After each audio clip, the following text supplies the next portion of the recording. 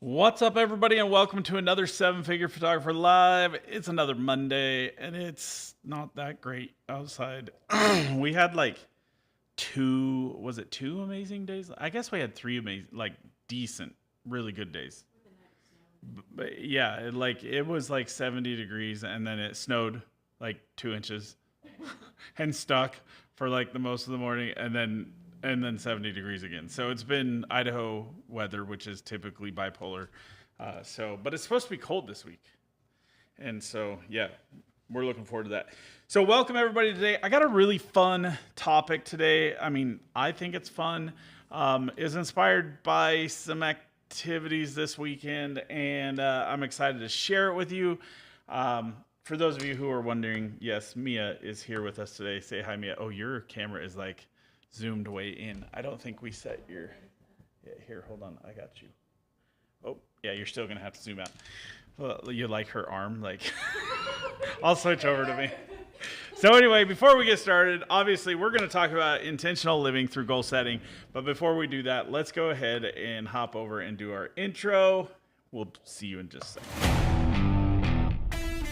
What's up, guys? For those of you who don't know me, my name is Sam Marvin, and I have been in the photography industry for 25 plus years.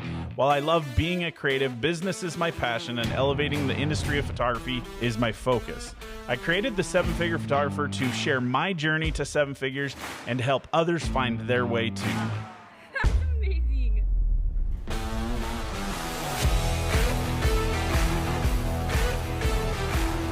All right, so now Mia's back. Mia, are you all ready? You can, there you go. There's Mia.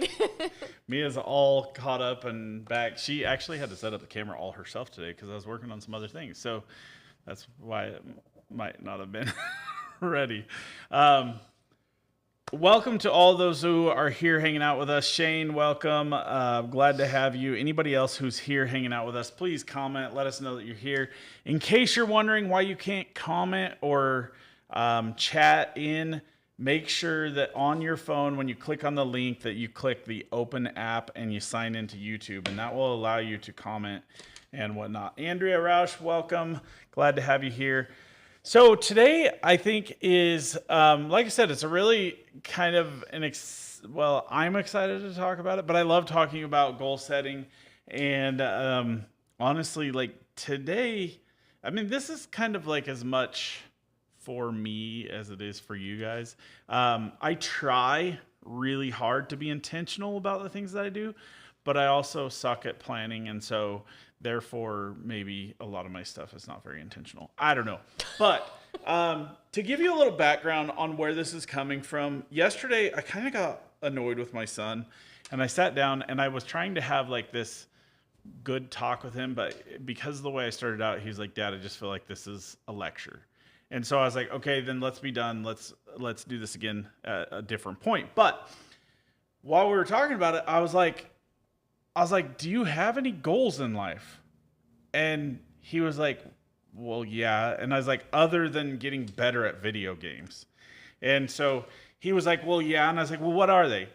And it kind of hit me that like, here, this is like what I do with photographers. I help them set goals and try to achieve these goals and make more money in their business with coaching. And I realized that like I don't really do that with my son, and I see it all too often where he just has like no goals that are, I can't say he doesn't have any goals. He just doesn't have any goals that are really documented or put in place to move him forward in his life. Now, ultimately, the reason I'm talking about the goals aspect is because I think that when we live intentionally, and this is what I talked to him about yesterday, when we live intentionally, we have a reason for what we're doing every day. Instead of how often, and I've said this many times before, where I feel like I've had those days where I'm just like working really hard. At the end of the day, I remember one specifically, I did a live and drive back when I did live and drives for 7FP.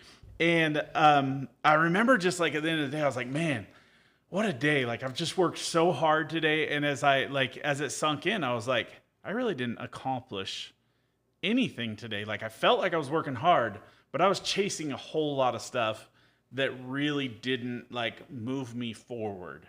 I was reacting. And that's what I think that this really becomes about is when we have a tendency in our business, and how many of you, we talked about this like 2 weeks ago about the like documenting the activities that you do that are reactive versus proactive. Oh yeah, a few weeks. And so when we're proactive, we're moving forward towards the things so that I think the topic was actually about our future self. Like we're doing things today that is going to set ourselves up well for success for our future self. I was talking to Craig Lee, and he was like, he kind of inspired that topic because he's like, Sam, I do things that future Craig is going to have to deal with, and then when it happens, I'm frustrated by it. And I think that we all do a lot of that. And so realistically, the way to deal with that is to live intentionally, or to focus on everything that we do being a proactive approach instead of reactive.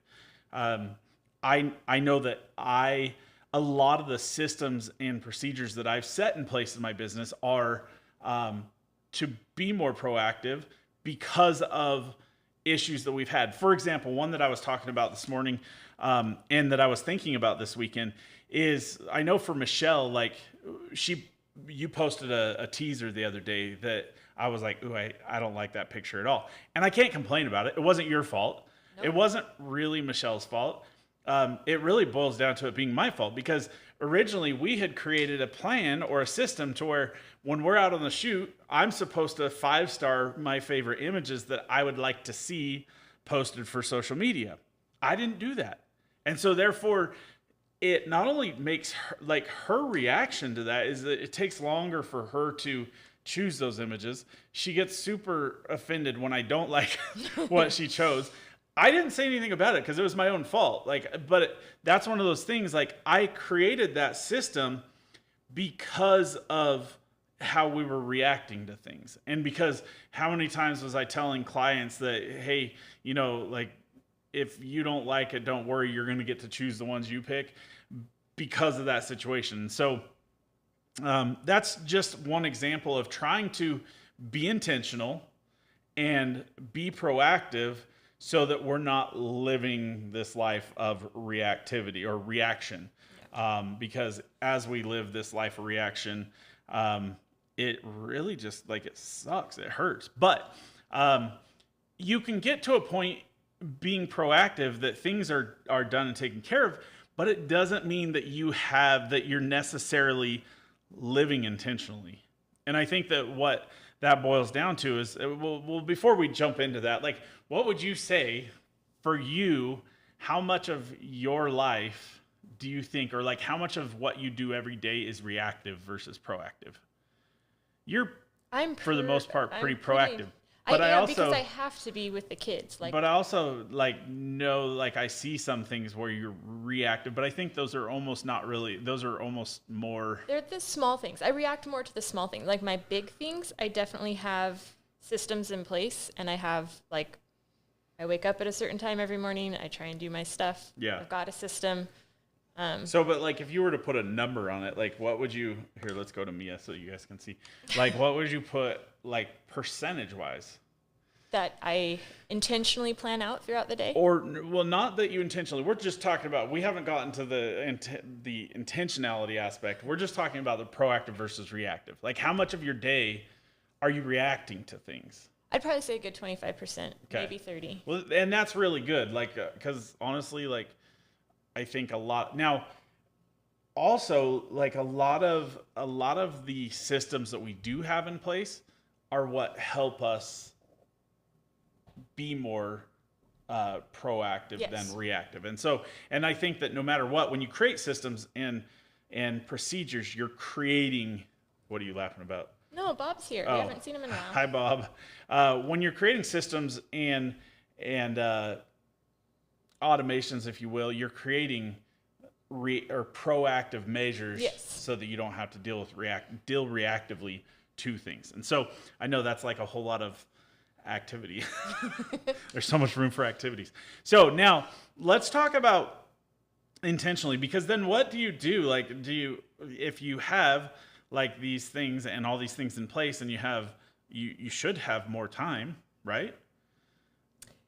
Yes, but for me, I think it's a bit different because what I have set up allows me to have more flexibility in my time because that's what I need when the kids are like, oh my gosh, I forgot tonight's an orchestra concert. And it's like, okay, well, it's a good thing I already had like dinner in the crock pot before I got home because now you're eating in the car versus at the table. But it allows me for that flexibility versus I can't get more than 24 hours. Like, Yeah. I can't, that nobody can. Yeah. But I can schedule my time so that within knowing that between 6 and 7:30, within that time frame, dinner's going to happen. At least 2 kids are going to get bathed, and hopefully some bills are going to be paid. Like, I guess for me, it's more flexibility that I'm trying to establish. Which, and realistically, and I think that's kind of why this subject really spurs, because ultimately I'm coming across more and more people who are really driving towards this concept of wanting more of their time back. Like, I mean, obviously, that's like what you're working for, but you decided to go back to school, which really just makes everything more challenging. But for me, like that's my goal, is to have more time. Now, what's sad and kind of like where this really became like hit hard for me is that here I make goals. I do things that I set goals because I want to achieve them. Now, how often do I set goals and I don't set good parameters or good Checkpoints, maybe? checkpoints or steps or stages in those goals to achieve them? Because how often do we all set the yearly, I got to lose weight? Like, I imagine the gyms probably do amazing. And that's when they're the busiest, is the first of the year, because everybody decides, oh, I'm going to lose weight. But yet, one of my favorites is the 12-week year. Yeah. 12 week, is that the name? Yeah. Yeah. So the 12-week year. And it really it talks so much about adding, yes, benchmarks. Thank you, Andrea. About breaking it down into quarters or breaking it down into fourths. And really, if you do that with everything, it gives you some strength, and you can set benchmarks, as she said, but you can also set rewards. Like, so, but it's moving you forward towards the goal, and realizing that, like, that's what I try to do in my life. In fact, my wife still makes fun of me because years ago when we were working out of the house, I had, and I think I've said this before, but I actually had at the time I just had Samuel Marvin Photography, CIC Pro Lab, and then my personal goals. And I cut them out in vinyl and I put them up on the wall because I wanted to see them every day. And I wanted to remind myself of what my goals were every day. She made fun of me because above it, I put goals in writing our dreams with deadlines, but I misspelled it. writing, and it was just goals and writing. And so even last night, as I was talking to my son about this, she made fun of me for that. But it is so powerful when, she's laughing now. It is so powerful when you write these down or you document these goals, but not just taking the goals and documenting them, but actually breaking them down into how you're going to accomplish them. The 4-week or the 12-week year, excellent resource. I know I've told you guys 100,000 times to read that book, but go read that book because it really helps you understand, oh man, like these things are so much easier if I would just break them down. And I do that with people all the time in coaching. Like if I'm like, okay, well, they want to make $100,000 a year. Well, that breaks down to, or let's say 120,000 a year, because I'm not going to do the math really well. So if it's $120,000 a year, it breaks down to $10,000 a month, right? 12 months at $10,000 a month. And so, and then based on the quarter, that's $30,000 a quarter. And then you break it down further. And what does it really take when you get down to the day? So if we're at $10,000 a month, that means in 4 weeks, you got to make $2,500 a week, which is not a lot. I know. Well, okay. It's relative. It is relative, but in business, it's not like, that's not crazy. You could do for a lot of people, you could do 2 sessions at $1,250 and make $2,500 a week. Yes. Now that's if you're Tim's here and we can all start now. Welcome, Tim. Thanks for getting here late, Tim.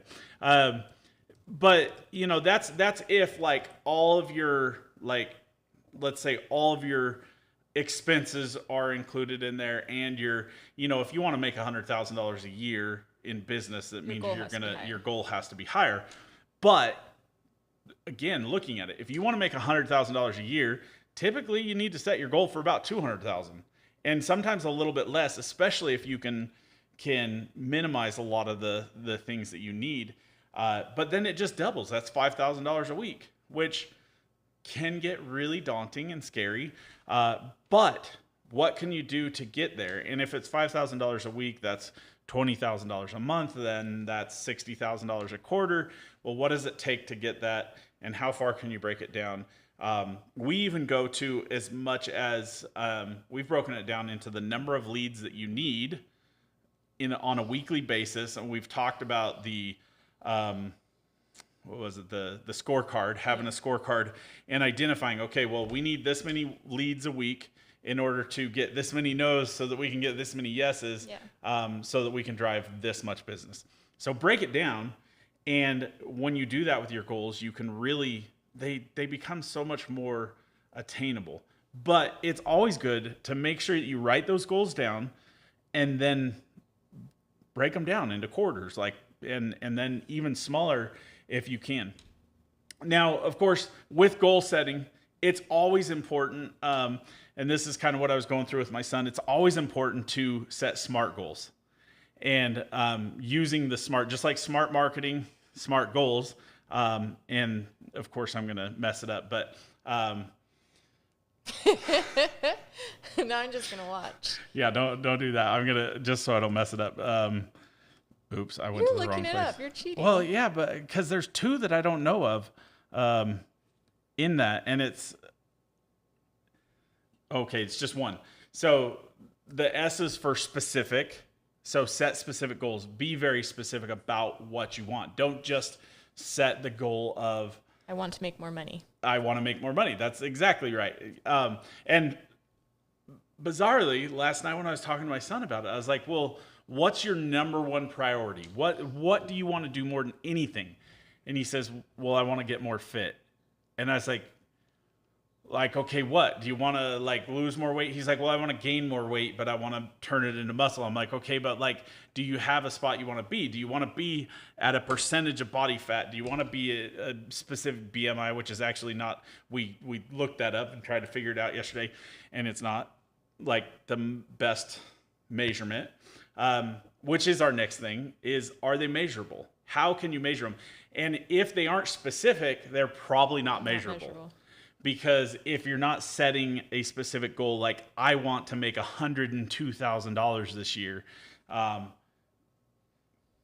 break it down. Like, how can you? And so, of course, I was like, dude, if you don't have like a destination, you just gonna drive around for fun, hoping you end up wherever you wanted to be that you didn't know about. Well, I'm going to add to that, you need to know where you are to begin with.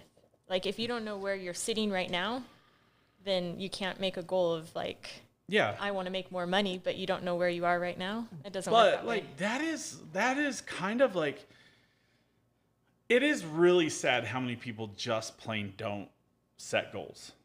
Like they just don't like, or they do, they think in their head they do, but they're literally just like, I have a goal. I want to do this, but there's nothing specific about it. There's nothing measurable about it. And is it attainable? Is it realistic? Yes. Which you can use the R as 2 different things. It's the one I always get confused on because I always think of realistic, but the R actually stands for relevant. And so is it relevant?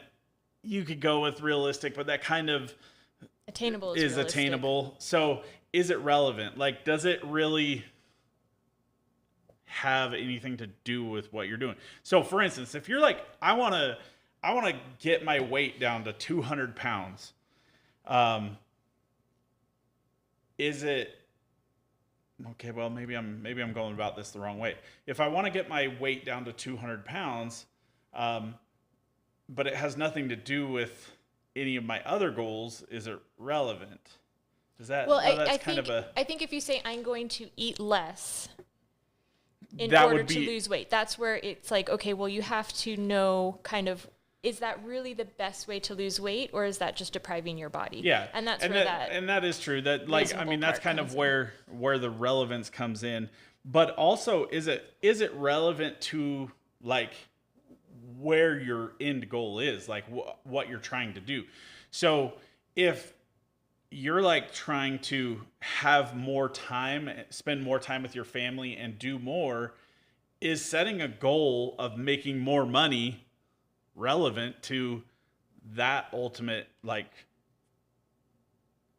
I think that's where the destination? 12 week year comes in, because they're like, this is your major goal, and these are the little goals that you're going to take Yeah. each time to achieve it. And that's where you make those changes and allow for that flexibility and stuff. Which really leads into the next part, which the T in SMART, SMART. The T is, I almost did the whole Simpsons thing, SMRT. The T is time based. Like, can you do it in a reasonable amount of time? And so, for a lot of people, like you might say, okay, well, in order for me to make $100,000, I got to make $200,000 this year, and that might be unattainable for some, like in their mind. They might think that it's unattainable, but that doesn't necessarily mean it's unattainable. But the time that it takes to do so might be a challenge. So, for instance, if I wanted to, I don't know, I can't even think of a time based. Well, Anyway, like, I'm trying to graduate in 3 years? yeah. But can I handle, like, I'm in 3 courses right now, and Friday I hit a wall, and I was like, dude, I can't even come into work. I'm exhausted. So there 3 you go. might Is be it too much for me. I might have to back down and realize, okay, it's going to take me 3.5 years. It's going to take me 4 years. Like, that's where that time Exactly. frame comes in. So ultimately, the reason that I wanted to go over this, my drawer keeps opening. The ghost is here Elsie's hanging out. here. I have Velcro on it, but it keeps coming undone.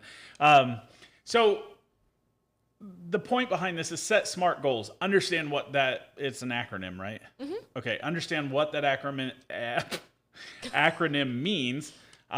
Specific, measurable, attainable, relevant. I almost said it wrong again. And then time-based. Those are the 5 things that you want to make sure when you're setting goals. And I think that time-based really comes into the breakdown, is get focused on them. And don't be afraid to write them down and go over them every single day, just like affirmations. And I know I've laughed or made fun of the whole affirmation thing, even though I really try hard to do it. I did it a lot as a kid. And I think that it's really important to remind yourself every single day, what are your goals, and how, and those goals, it's always important to have goals beyond your goals, because I can tell you specifically, I have reached goals that I set long time ago that I didn't set really good measurements or benchmarks for. And then when I got to a point where I was like, oh, like I achieved that goal, and now I'm sitting here with nothing else to do. And it almost creates this, like it Complacency. eliminates the value of it, I think. And I think that's also why it's really important to set specific benchmarks and to reward yourself at those benchmarks. And that's kind of the next thing that I wanted to share, is make sure that you are rewarding yourself, and you're setting is rewards. Yeah, rewards is the right setting, rewards or celebrations for those different benchmarks in that, because that's what gives you the excitement to move forward. And so realistically, when you're breaking your goals down into 4 quarters, then you have that higher goal. And just make sure that it is on the way to something more specific. Now, one of the books that I read that I absolutely love, The One Thing, and I wanted to share this in this whole thing today. I have for a long time had on my phone this quote, that is talked about in the one thing. Now, the one thing is really, it just says the surprisingly simple truth behind extraordinary results. And it's just getting better results faster by focusing on the right things. So this quote that I have, I got from this book, and it's been on my phone for a long time. In fact, I realized today when I went to share it, for some reason I put Mark Twain on it originally, and it was wrong. And so I went in and I remade it, but it says, what's the one thing I can do such that by doing it, everything else will be easier or unnecessary? And I think that when we live intentionally and we look at every single day with what can I do today that is going to propel me towards my goal the best? And sometimes, like, we do lots of little things throughout the day to try to get to it, but we can, sometimes I think we give ourselves lots of tasks just to stay busy or to procrastinate. I was more along the lines of like just kind of out of necessity. Whereas we can actually look at it and say, okay, well, what is that one thing that I could do today that is really going to move me forward the most? And sometimes that's eating the frog, like attacking the biggest challenge first. And so I don't know if you guys care, but I did make it. I made one of these for anybody that wants them. So I don't know if you want to if you got the text message today, just reply back to that text message, one thing, and it will send you this picture. So if you want to put that picture on your wallpaper, just so you can remember it and think about it, what's the one thing you can do today that's going to propel you, bring you closest? I know the whole thing, like where it says such that by doing it, that always kind of confused me. But now, all of this is ultimately, Mia's going to make fun of me for playing with my hat too much today. Yep. She told me I was an Oompa Loompa this morning. I did not. I just said you look very I look orange today. because of my... So ultimately, the point behind creating these goals and living intentionally, when we have goals and we look at them every single day and we remember what our purpose every day is. Like, I think all too often I forget, like, I set goals and I forget like what my purpose is. When I have a purpose and I'm working towards that every day, it's refreshing. It feels good. But when I don't, like, when I just go throughout my day and I'm not really like have in mind the end goal, then I have a tendency to just I have a tendency to do lazy things. I have a tendency to do things that are unnecessary or unimportant. And so I think that by taking and making these things intentional or focusing on, okay, this is my goal. This is what I need to do this month. So this is what I'm going to do today because that's going to move me towards my goal. So if you have this goal to make $100,000 this year, but you keep waking up every day and going fishing, that may not be intentional living. Now, if you have the goal to make $100,000 and spend 100 days on your boat fishing that year, different story. Because then, that's kind of the point. But that's where you can get into the whole I can't think of the word, the relevancy, I guess, of the goal is if you're setting a goal for $1 million in a year and it's going to take this much, and you also set another goal in your life to spend 100 days of the year fishing, they don't line up. There's not a whole lot of relevancy in your goals because to make $1 million a year, unless you have good systems and automations and procedures in your business or other people, working on those things for you, you're going to struggle to meet those goals, or one or the other, because realistically, if you're working that hard to try to make $1 million in a year, can it be done? Absolutely. But when you set those goals and you look at them, you're like, okay, because I've done this exactly. So I figured up if I shot 100 seniors a year and I wanted to make $1 million, I would have to shoot 100 seniors at $10,000 a piece, right? Yeah. Is it doable? It'd be really hard, but it's doable. So what do I have to go through to make that happen? Well, there's a lot of things that I think have to. So could that be a goal? Yes. Would it be a goal that is attainable this year? Is the time aspect attainable? Maybe not, because I don't have an average $10,000 sale. If I was at an average $10,000 sale, which we're going to try to get away from the average sale thing and focus more on the what's the word we were profit per hour. Yeah. So, but ultimately, in order to break that goal down, I have to shoot 100 seniors a year or 100 jobs a year at a $10,000 average. That means that there's a lot in the bottom end, educating the client, really refining my marketing focus, like to get those clients that are capable of spending $10,000, and have it really dialed in. And then at that point, when I do get to that point, then I could probably do that. The question is, do I really want to shoot 100 seniors? I don't. I don't either.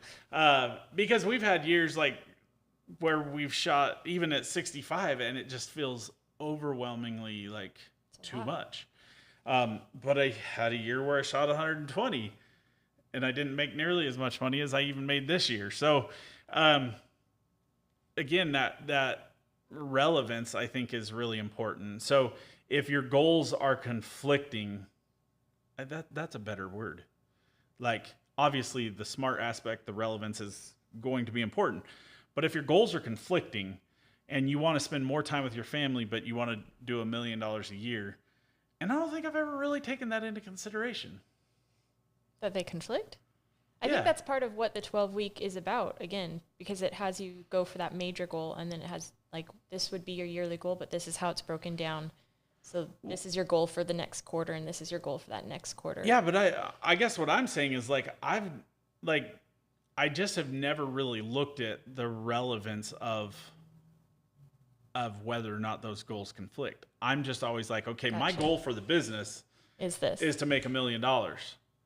And my goal for personal is to spend more time with my family.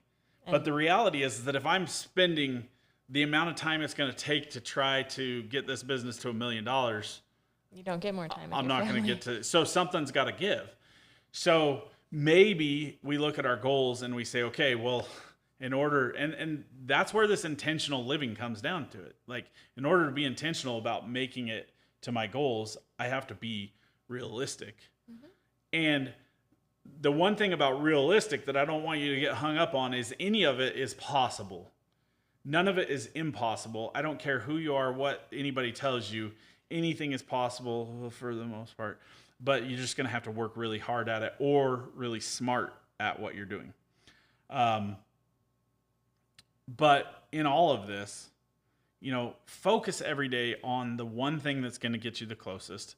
Make sure to write your goals down and look at them on a regular basis or every day. I'm just going to have some vinyl cut out and put on the mirror in our bathroom. And Michelle will have like a little spot to look through to do her makeup.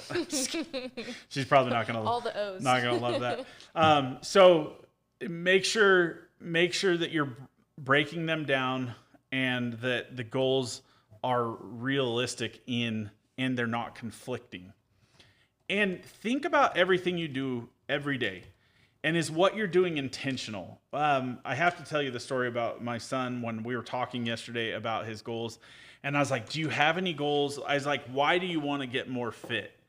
And I was like, what's the purpose of that? And that it was very, very vague. Oh, I'm sure it's girls. But it also has to do with his own personal, like, self-esteem. Because he is bigger than most kids. He's, he was really butthurt. We measured him yesterday. And I've been telling everybody he's like 6'1", right?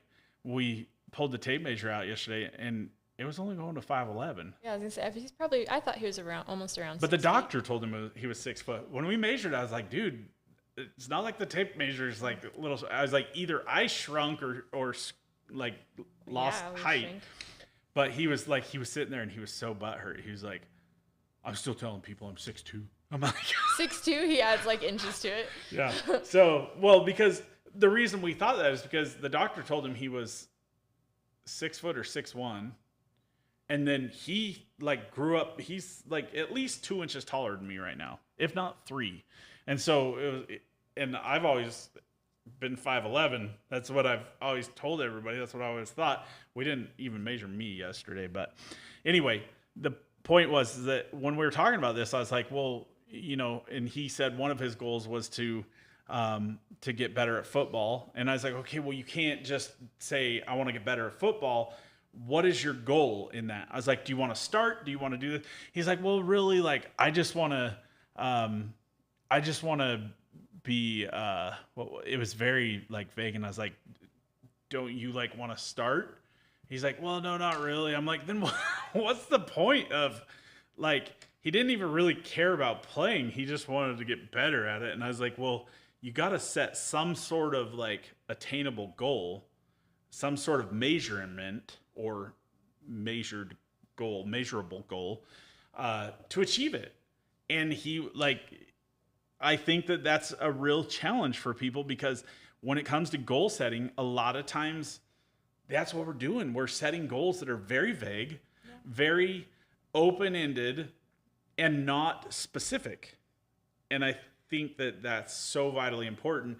If you want to live intentionally, you got to be very specific about what your intentions are, your goals are. And then I think that it gives us the opportunity. I think they go hand in hand. When you are very specific about your goals and you know what you have to do to get there because you've broken them down, then it gives you the opportunity to live intentionally, to focus every day on, okay, what can I do to move myself forward? And we have to remind ourselves of those things on a regular basis, because when you can live intentionally, it is a different thing than being proactive versus reactive, but I think they kind of go hand in hand. Yeah. If you're living intentionally, you can be more proactive because you're moving towards those things. I do still think that they have quite a bit of separation, like quite a bit of difference. You can live intentionally and still be reactive to things. I think it would be harder. I don't think it's going to be easy, and I don't think it'll be good for people around you. Yeah. But I mean, I've seen this in so many photographers, how they react to things. There's still many parts of my business that are very reactive. There's things that we do in the escape room business that are very reactive. But there's a lot of things in that business that we've proactively made them systemized so that there's very little that we even have to do, and it makes it more of a passive income type of business. I think too, sometimes you have to have reactions. Like, even I was thinking about how you just were talking about the escape room and things being more reactive. You noticed that you had a really crappy weekend, and so you went and you looked at the SEO, and the SEO was bad, right? Well, sometimes that's just the way it is. Like, you have to try something and then see what happens, see what those efforts and the outcome is, in order to know how to take that next step. Sometimes it is just trial and error. So it's not completely horrible to be reactive. Proper reaction keeping in balance is vital. However, you saying that, it really highlights the fact that what was the one thing we realized last week when we were talking about it? That I haven't done anything on it. Yeah. So realistically, that it brought to light that there was a broken system. And that I need to focus at least a little bit of time, maybe once a month, to proactively work on SEO and stuff for that business, because I basically set it up. I walked away from it. It's done its job until it broke. And I was like, what the heck? We're still not 100% sure what it was, but I'm sure it had a lot to do with SEO. But it felt broke last week.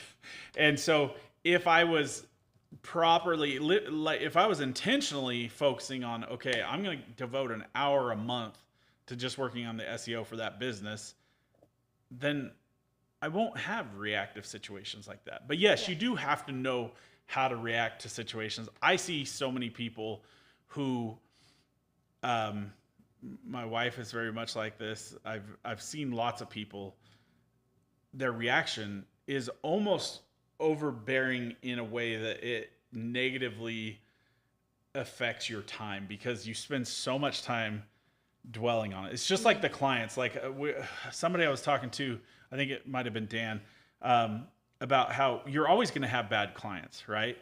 But we have a tendency to dwell so much on them. Like, how much do we talk about the bad clients? We put so much energy and effort into the bad clients that pissed us off or did something wrong or slipped past our system of vetting people. And it takes so much energy because you focus so much time on it. And then you're like, you spend so much energy trying to fix it instead of thinking, well, the other 100 of my clients are amazing. So I should just put all of my positive energy into them and just kick this one out. That's a really valuable lesson. One I'm still trying really hard to learn. I've gotten much better at it. I've created much better systems. Like, we had a client last week that I kind of bent over for, like, you know who I'm talking about? I'm not quite sure yet. They came in. I have a very specific thing about my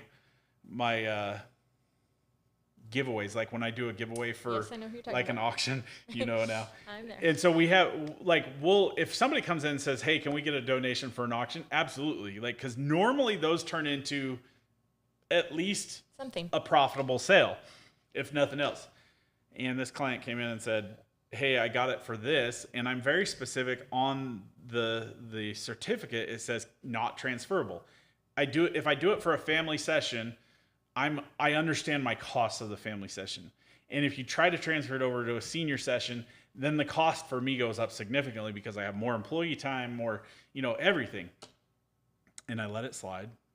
And it was fine. We made some adjustments, but I have this real sneaking suspicion because I've told myself and learn when to fire people, learn when to tell people no. I'm hoping this one turns out good. But we're going for grad cards. But I know that this could kick me in the butt. I hoped, and basically what we did is we tried to just give her an amazing experience. She gave us a great review. They had a good time. Yeah, and it was really hard for me out on the shoot to not just be like, just get it done. But I think her personality really helped because she was very fun and energetic, and so she kind of melted away my hardness and was like, I was like, okay, I just got to have fun with her, and so we still gave her a great experience. However, I could have really screwed that. Like, I could have altered that experience just because I had a chip on my shoulder about it, if you will. And so, but there was a point I was like, okay, just give them like everything you can give them to make this an amazing experience. And maybe on the back end, they'll, spend more money. So yeah, I don't know if there was a whole lot of point to why that was. I can't remember what we were talking about, but anyway, that's really all I got for it. Bob wrote a lot in here. He was just kind of reiterating. He's just had different ways that he was reiterating what we're talking about. Okay. Fulfilling work. And then he had to head off for a session. So. Oh, okay. Cool. All right. Any questions that anybody has? Anything? Bueller? Tim? We need to call Tim. We need to do something for Tim now that he was late. He's been late the last couple of days. We got to do something to... It's because the weather's good. He's probably out riding his one-wheelie thing. I haven't seen much of his... Well, because he got sick real bad. Yeah, that is true. He went through a lot of crap this year. So, okay. Anything you want to add to it? No, I think you did good. All right. Well, I hope you guys have a good week. I hope, if nothing else, like I get, for some people, the whole concept of goal setting is challenging, and you hear it and you're like, yeah, I need to set some goals, and I have these goals, but then nobody ever, and I'm a culprit. Like, do you take the time to sit down and have a goal planning meeting and write these goals down and put them up somewhere? And so that's what I'm doing with Rylan. We actually created a Trello board yesterday, and I'm going to sit down with him every week because I was like, okay, I do this with people. Why wouldn't I just do it for my son? Because He's literally the reason I do everything. So why wouldn't I take the time to do it with him? And so you were going to say something. Well, we used to do it in the group. Every Monday I used to post and people like what the top 3 things that you're going to do that week to move you forward. But we weren't getting much interaction. But if people want to see that come back, we can easily make that. Yeah, more interaction people. I just got tired of nobody talking to me. So I'm like, okay, fine. So I guess that could be me too as well. I could do more in the group. You could. All right, guys. That's all we got for you today. Peace out, Girl Scout. Don't have too much fun. Whatever. Have fun.